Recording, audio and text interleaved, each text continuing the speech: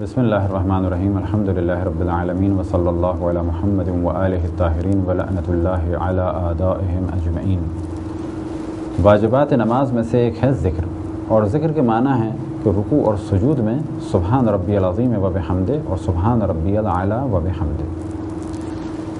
اس کے بارے میں پہلے بھی توجہ دلائی، کم ترین ذکر جو رکوع اور سجود میں ہے وہ ہے سبحان اللہ سبحان اللہ سبحان اللہ 3 دفعہ، یا 1 دفعہ سبحان ربی العظیم و بحمدہ،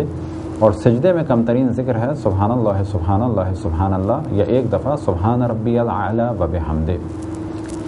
اگر اس سے زیادہ کہنا چاہیں تو وہ بھی بہتر ہے، ثواب ہے 3 دفعہ یا 5 دفعہ یا 7 دفعہ یا اس سے زیادہ،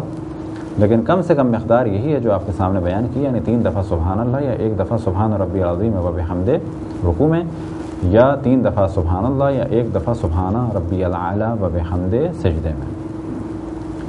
اگر ان